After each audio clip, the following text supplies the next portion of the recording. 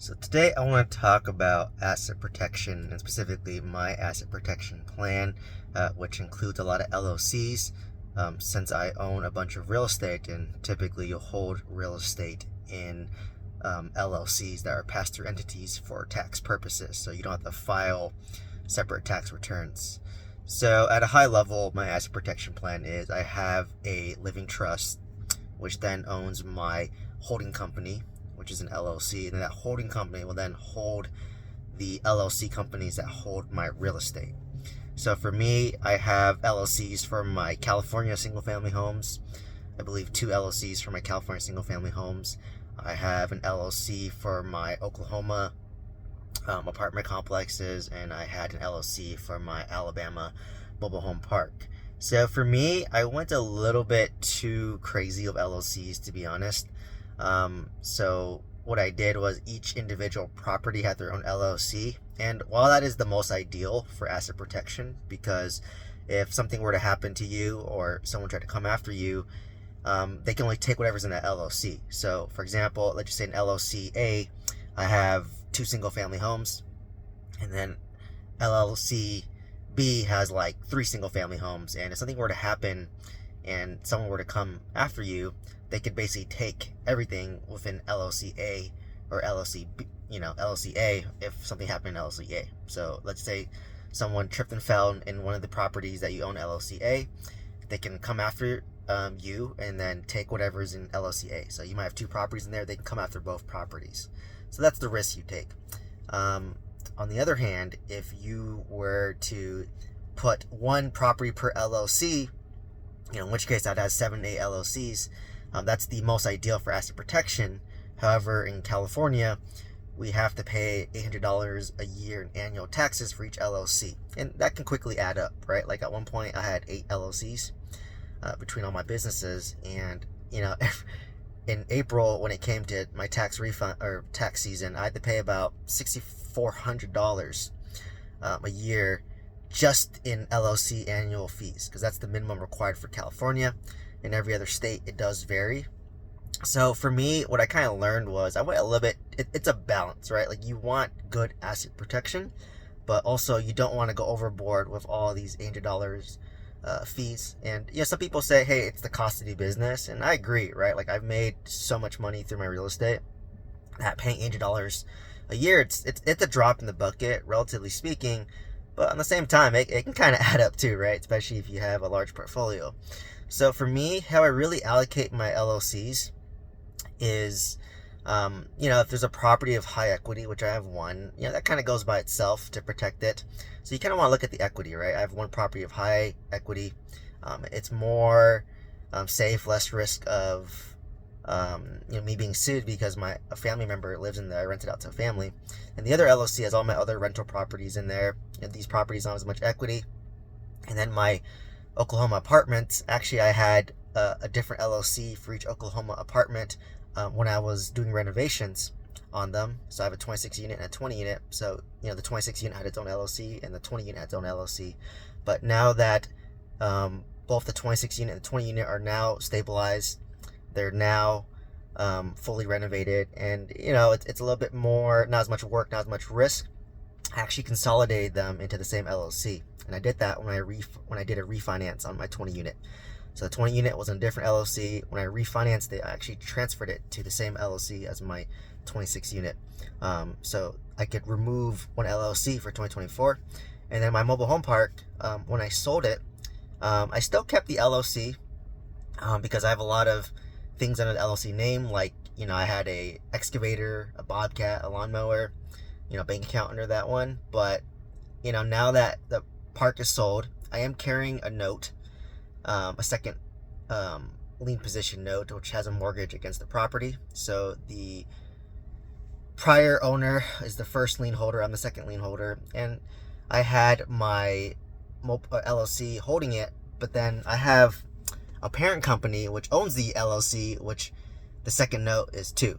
So to kind of simplify it, I have a second note position. It's owned by the LLC that owned the mobile home park, and then that mobile home park LLC is owned by my holding company. So what I'm doing is I'm transferring that second note from the mobile home park LLC to the holding company LLC. So that helps me it simplifies my life a little bit, right? So not only do I have to deal with less LLCs, which is nice, and then also I don't have to pay $800 a year for this LLC anymore, which is also nice. And then all it took, because I just asked the paralegal, the title attorney that helped me, I was like, oh, what would it take to transfer the second note from the LLC to the holding company LLC? And then she was just like, oh, it's just signing assignment paperwork. It just needs to be signed by me and only me, and it just needs to be notarized, and then it'll be recorded. So maybe it'll cost me $150-$200 to prepare this. I mean, honestly, I could probably do it myself, but I'd rather just have the title attorney do it, take care of it, and I spend $200, and I would save $800 a year for the next 3 years that I'm carrying this note. And also, it's simplifying, my life a little bit. So, so now I'm had a bunch of LLCs, and now I'm trying to pull back and simplify it, right? And don't get me wrong, like when I buy another apartment complex in Oklahoma and I know I'm going to renovate it, most likely I'm going to open up my own LLC again, and then I'm going to hold it in the LLC as I'm renovating it. And at that point, I might decide, okay, maybe I'll just put it into the same LLC as the other two apartment complexes, or maybe I want to keep them separate, right? And my rationale was, some people hold like a 100-unit apartment complex in one LLC, right? And what's the difference if I hold 4 25-unit apartment complexes in one LLC? And the only differing factor is if you're doing renovation on one versus the other, right? So a stabilized apartment complex has less risk, less liability compared to an apartment complex where I'm doing a heavy turn and heavy value add, right? So it's okay to have it temporarily in its own LLC, and when I'm done, I can just transfer it into the LLC where the other stabilized apartments are. So that's kind of been my rationale for that, to kind of keep it simple but also safe at the same time. And obviously my situation might change as I go through, but that's just kind of my experience, because I remember when I started self-teaching myself about LLCs and asset protection, I went a little bit too crazy. Obviously if you ask asset protection attorney, they want you to have all the bells, all the whistles, because they get a little bit more money when they help you. And also, of course they're going to assume the worst case scenario because they've seen the worst case scenario, right? So it really depends where you are. But I'd say for California, just given that $800 a year fee, you have to be a little bit more intentional with how you want to do it. Be more intentional with your asset protection plan. But if you're in a state where, like, some states, they have a series LLC where you just own one LLC, you can create a bunch of sub LLCs. If you're in a state like that, like I think Oklahoma has series LLCs, you just can have one series LLC and then a bunch of little baby LLCs off of that one. Now, if that was the case, I would put each property in its own LLC, right? But since in California they pay $800 a year, you have to think about it and just say, okay, like, how do I want to spread this out? And for me, my logic, my rationale was, okay, I want to have asset protection, but I don't want to go overboard. So for me, it's if I'm renovating it, it's in its own LLC. Once it's stabilized, I can put it into the other LLC where all the stabilized apartments are, or it can stay separate, right? So it's really optional, and it's really cheap to open up your own LLC, right? Like I used to pay, some law firm to do it for me, but honestly, you can go on like LegalZoom or Rocket Lawyer and get a new LLC sometimes for free, or at most it was like $300. I think when I opened my LLC, it was like $400. But what gets you is like opening the LLC is cheap, like $300, but to maintain it every year, it's $800. Just like getting a free printer, but the ink's expensive. So, that's kind of what I've been doing. I'd say the past like 2 months, ever since I sold my mobile home park, I actually closed an LLC in Oklahoma, and then I'm in the process of now closing an LLC that held my mobile home park. I had the second lien position, and I'm transferring that to the holding company to simplify my life and then deal with less bank accounts, less LLCs.